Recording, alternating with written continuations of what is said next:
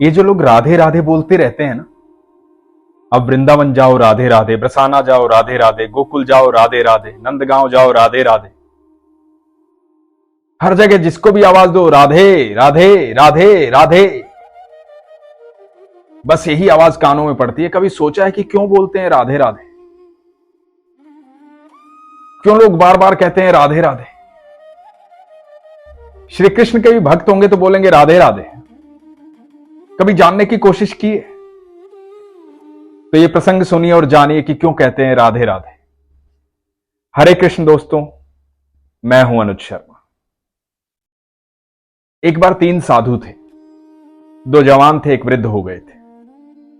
जमुना किनारे बैठे थे, ठाकुर जी के अनन्य भक्त।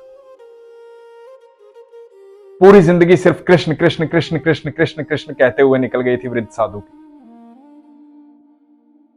बाकी 2 साधु जवान थे, उनके शिष्य थे, लेकिन तीनों ही अनन्य भक्त थे।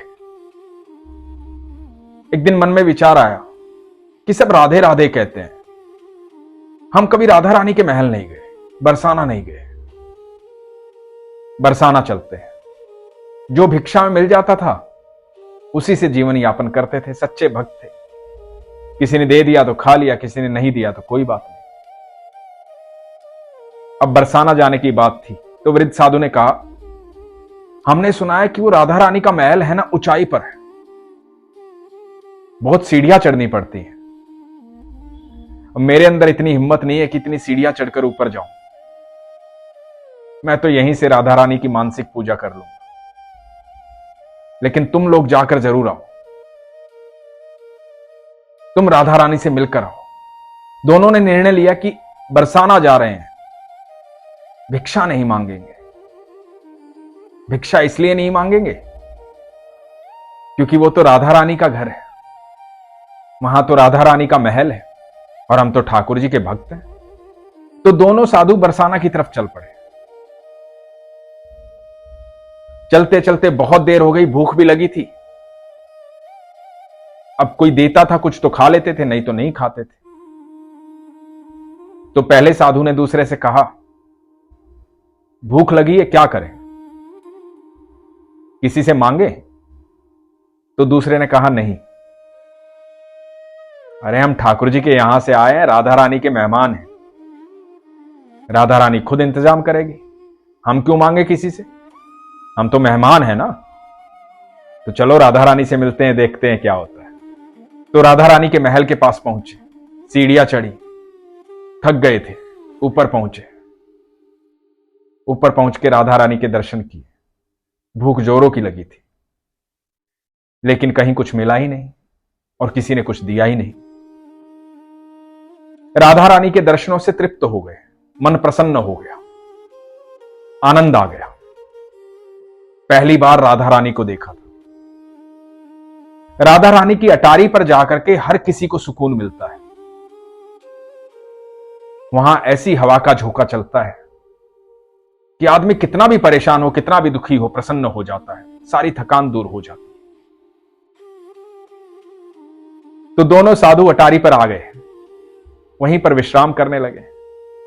रात्रि हो गई, दोनों भूखे पेट ही सो गए।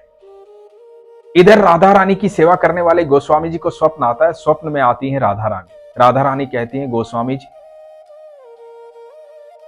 मेरे 2 मेहमान आए और वो भूखे सो गए मेरी ही अटारी पर।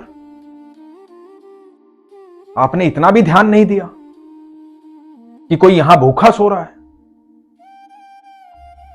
तो गोस्वामी जी ने क्षमा मांगी। गोस्वामी जी ने पूछा कि राधा रानी, मुझे तो पता ही नहीं। राधा रानी ने कहा, जाओ उन्हें भोजन करो, मेरी अटारी पर सो रहे, भूखे पेट सो रहे। गोस्वामी जी हड़बड़ाकर उठे, अटारी पर पहुंचे, देखा 2 साधु सो रहे। दोनों साधुओं को उठाया, बोला, क्षमा चाहता हूं, आप राधा रानी के मेहमान हैं। तो साधुओं ने कहा कि नहीं, ऐसा तो कुछ नहीं है, हम तो आए थे दर्शन करने, थक गए थे, कल सुबह वापस जाएंगे। तो गोस्वामी जी बोले कि आपने कुछ खाया नहीं है, मैं भोजन की व्यवस्था करता हूं, आप आराम से बैठिए, मैं भोजन लेकर आता हूं। और गोस्वामी जी भंडारे में गए, प्रसाद लेकर आए, जो भोग का प्रसाद था, ला करके दोनों साधुओं को दिया। साधुओं ने भोजन किया, आत्मा तृप्त हो गई, मन प्रसन्न हो गया, राधे राधे बोलने लगे। गोस्वामी जी को राधे राधे किया, राधे राधे कर गोस्वामी जी चले गए। गोस्वामी जी बड़े डरे हुए थे, घबराए हुए थे, हड़बड़ाए हुए थे, क्योंकि यह शिकायत राधा रानी ने की थी। अब दोनों साधु वहीं अटारी पर फिर से सो गए। राधा रानी स्वप्न में आई। राधा रानी ने आके कहा कि कैसा लगा भोजन। दोनों के स्वप्न में आई और दोनों ने ही कहा कि बहुत अच्छा लगा, आनंद आ गया। मेहमान हो ना मेरे, ठाकुर के यहां से आए हो, कृष्ण के यहां से आए हो, भोजन में आनंद आया ना, कुछ और व्यवस्था करनी है? तो दोनों साधुओं ने कहा कि नहीं महारानी, आपके दर्शन हो गए, आपको देख लिया, ये सब स्वप्न में चल रहा है। तो राधा रानी ने कहा कि गोस्वामी जी भूल गए, भोजन के पश्चात पान नहीं दिया आपको, मेरे भोग में पान जो चढ़ा था उस पान का बीड़ा आपको नहीं दिया, ये पान भी ले लो, पान ग्रहण करो, आप मेरे मेहमान हो। दोनों ने स्वप्न में पान लिया, राधा रानी को प्रणाम किया और राधा रानी स्वप्न में अंतर्ध्यान हो गई। यह सुबह 4 बजे की बात है। दोनों की एक साथ निंद्रा खुली, दोनों ने एक दूसरे की तरफ देखा, दोनों के मुख से निकला, राधा रानी आई थी स्वप्न में, पान दिया और दोनों ने देखा कि जहां वो सो रहे थे वहीं पर पान रखे हुए थे। वो पान जो राधा रानी ने स्वप्न में दिए थे, पान ग्रहण किया, जोर से राधे राधे चिल्लाए। उसके बाद कभी लौटकर वहां से नहीं आए, बस राधा के होकर रह गए। ऐसी महिमा है मेरी राधा रानी की, ऐसी मेहमान नवाजी की। उन्होंने तो मजाक में कहा था कि हम राधा रानी के मेहमान हैं, कृष्ण के यहां से जा रहे हैं, लेकिन राधा रानी तो राधा रानी है, सबको उतना ही प्रेम करती है, उसे सब सुनाई देता है, सब दिखाई देता है। हमारे मन में जो भी भावना आती है हमारे ईश्वर के पास पहुंचती है, चाहे वो अच्छी हो या बुरी। इसलिए अपने मन को सात्विक रखें, सच्चा रखें, सरल रखें, सहज रखें, प्रेम से परिपूर्ण रखें। जिनके हृदय में राधा रानी और ठाकुर जी निवास करते हैं वो कभी गलत सोचते ही नहीं है और गलत कृत्य करते ही नहीं है। हमेशा अच्छा साहित्य पढ़ें, अच्छी भावना रखें। आप यकीन मानना, जब भी आप सरल भाव से, सहज भाव से, बिना शंका किए कुछ भी ईश्वर से मांगेंगे, कुछ भी उनसे कहेंगे, वो अवश्य सुनेंगे, अवश्य देंगे।